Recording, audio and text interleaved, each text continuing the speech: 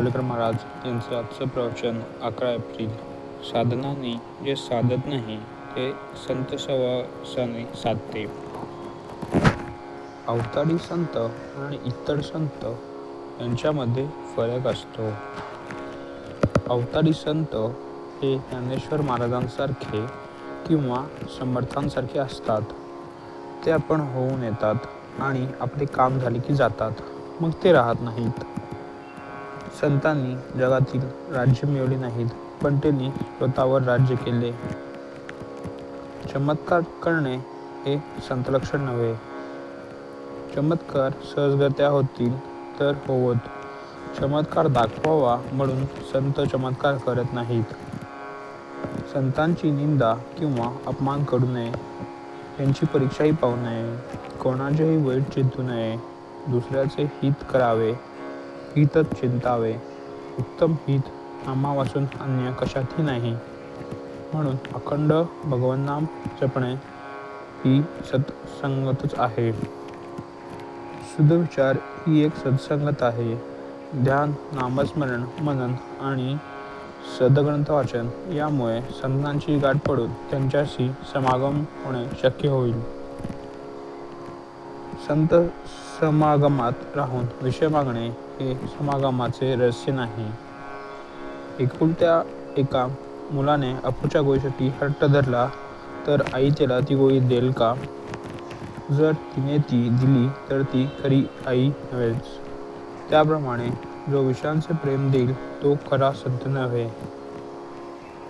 संतांना विषयाचे प्रेम असतं नाही. इतकेच नव्हे तर त्यांचा माणूस विषयात राहिला तर त्याच्या हृदयाला पीळ पडतो. कुत्रा हाड चघळीत असताना आपल्याच तोंडातले रक्त पिऊन ते त्या हाडातून येते आहे असे समजतो आणि शेवटी त्यातच मरतो. हे पाहून जितके वाईट वाटेल त्याच्या 10 पट नव्हे अनेक पट आपण विषयमग्न असलेले पाहून संतांना वाईट वाटते. संतांनी खरे भगवंताला जाणले. जिज्ञासू शिष्य भेटला तर संताला आपले स्वतःचे सार्थक झाले असे वाटते. साधनांनी जे साधत नाही ते संतांच्या सहवासात राहिल्याने साधते. मनुष्य जितका निस्वार्थी तितका त्याची भाषा व्यापक असते.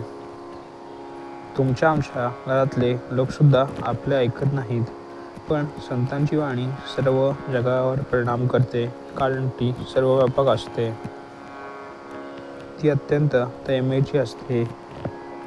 याच अर्थाने श्रुतीचे नाथ आहे. जगाचे कल्याण व्हावे म्हणून ऋषी बोलले, म्हणून त्या वाणीने जगाचे कल्याणच व्हायचेच आणि जगाचे कल्याण व्हावे असे वाटते तोपर्यंत ती वाणी राहायचीच.